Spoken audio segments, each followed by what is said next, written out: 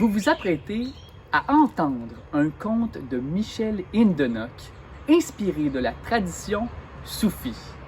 Tout ça interprété par les finissantes et les finissants 2019-2020 de l'École des aventuriers de Sherbrooke. Il était une fois un roi heureux, un roi qui avait de la chance. Il avait dans son palais un trésor extraordinaire. Il avait dans son palais un trésor vivant. Dans une des chambres du palais, il y avait une table en pierre. Et sur cette table en pierre, il avait fait poser une cage en or. Et dans la cage, il y avait un oiseau. Et cependant, cet oiseau, il était spécial. Celui-là, il portait sur son corps toutes les couleurs du monde. Et cet oiseau connaissait tous les langages du monde. Et il n'avait pas une journée, pas une seule, sans que le roi ne vienne s'asseoir pour écouter l'oiseau parler, chanter dans tous les langages qu'il connaissait. Mais à aucun moment pendant la journée, l'oiseau ne s'arrêtait de chanter ou de parler, simplement pour demander au roi quelque chose.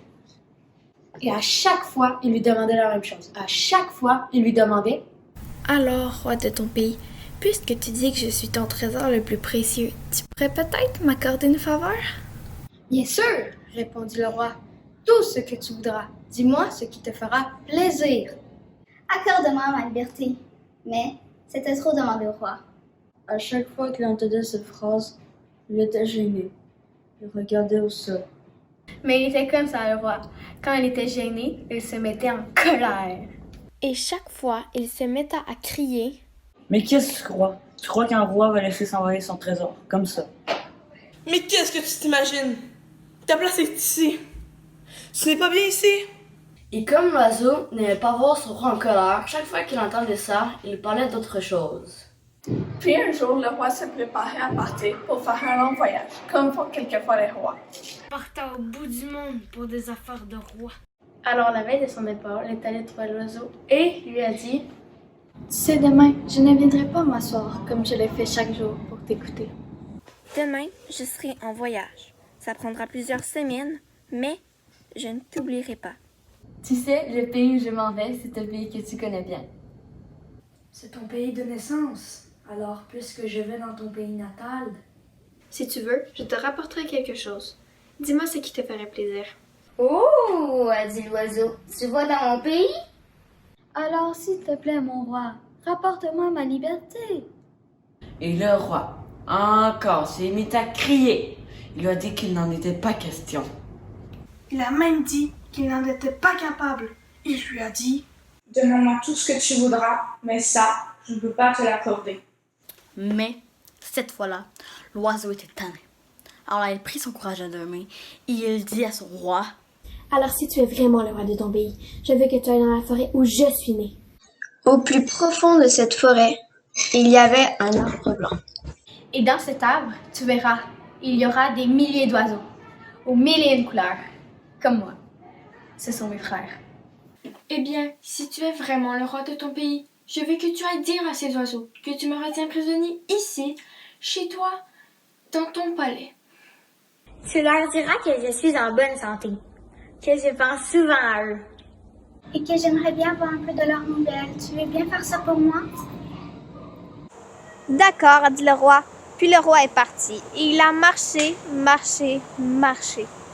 Il a traversé des pays entiers, persévérant.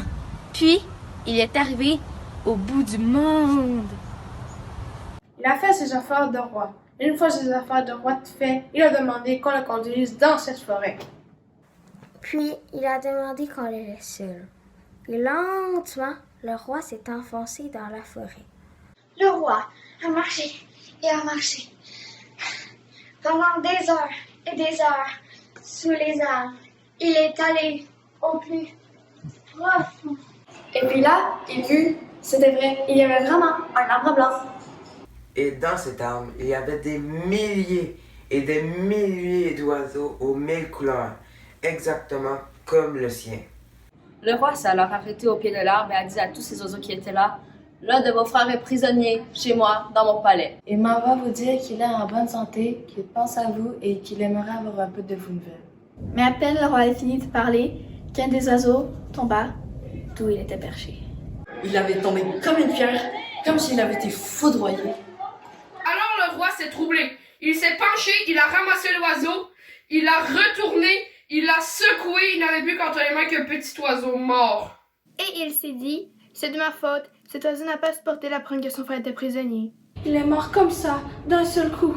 Mes paroles l'ont tué. Le roi dépose le corps de l'oiseau au pied de l'arbre. Sans rien dire, sans rien oser demander, il est reparti chez lui. Arrivé dans son palais, la toute première chose qu'il a faite, c'est de courir à la chambre.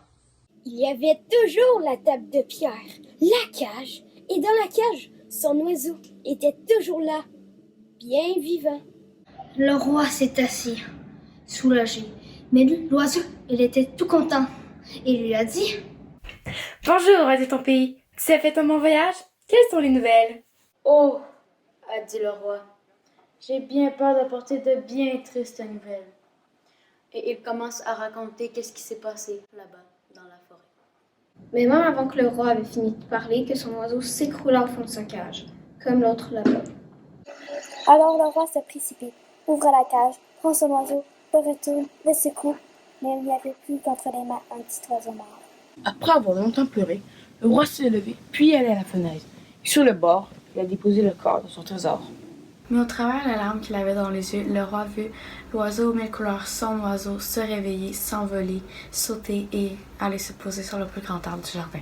Et il a entendu l'oiseau lui dire « Merci, roi de ton pays. Et pour moi, tes nouvelles étaient de bonnes nouvelles. » Rassure-toi, l'oiseau que tu as vu mourir là-bas, dans la forêt, n'est pas vraiment mort comme tu le croyais. Je savais qu'il faisait semblant. Il me disait cela juste pour retrouver ma liberté. Aujourd'hui, c'est une belle journée. Tu ne trouves pas? Aujourd'hui, toi et moi, nous avons appris quelque chose. Toi, le roi, en faisant le messager, pour une fois, tu viens d'apprendre qu'un bon messager ne doit jamais tout à fait comprendre le message qu'il apporte. C'est beaucoup mieux comme ça, tu ne trouves pas? Et moi, je viens d'apprendre à l'instant que la liberté n'est pas une fleur qui se demande, mais qui se prend. Je te souhaite longue vie, roi de ton pays. Que notre histoire nous accompagne pour toujours. Et on raconte que lentement, le roi referma la fenêtre et à travers la vitre regarda au loin son trésor disparaître. Tout étonné, le roi sentit son visage s'illuminer d'un sourire nouveau.